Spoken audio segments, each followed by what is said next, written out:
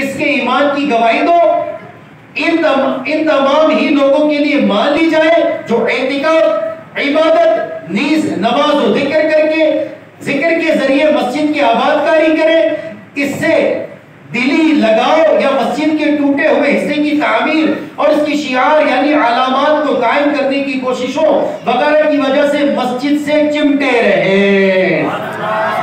مسجد میں بیٹھنا بھی عبادت ہے بھائیوں، مسجد میں بیٹھنا بھی عبادت ہے بھائیوں، کترانا مسجدوں سے ہلاکت ہے بھائیوں۔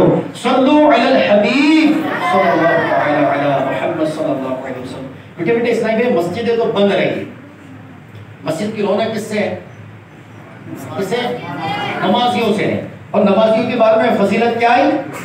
مفتی صاحب نے کیا فرمایا؟ ان سب کے لیے ایمان کی تصدیق دے دو، ہے سب کے لیے، اعتکاف کرنے والے، ذکر کرنے والے جو مسجد سے چمٹے رہتے ہیں۔ تو ہم کیسے رہیں گے؟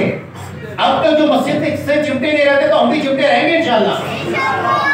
حضرت سیدنا ابو درداء رضی اللہ تعالیٰ عنہ نے اپنے شہزادے کو نصیحت کرتے ہوئے ارشاد فرمایا، بیٹا مسجد تمہارا گھر ہونا چاہیے۔ بلا شبہ میں نے مدینے کے تاجدار صلی اللہ تعالی علیہ وآلہ وسلم کو فرماتے ہوئے سنا ہے کہ مسجد متقیوں یعنی پرہیزگاروں کے گھر ہیں، اور جس کا گھر مسجد ہو اللہ پاک اس کی مغفرت، رحمت اور سوئے جنت لے جانے والے پل صراط سے بحفاظت گزارنے کا ضامن بن جاتا ہے۔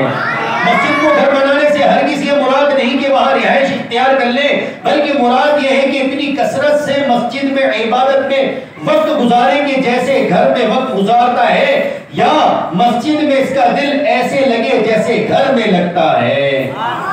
دعوت اسلامی کے مکتبۃ المدینہ کی 134 صفحات کی کتاب فیضان معراج صفحہ 80 پر ہے۔ سفر معراج کی سہانی رات پیارے پیارے آقا صلی اللہ تعالی علیہ وآلہ وسلم کا گزر ایک ایسے شخص کے پاس سے ہوا جو عرش کے نور میں چھپا ہوا تھا۔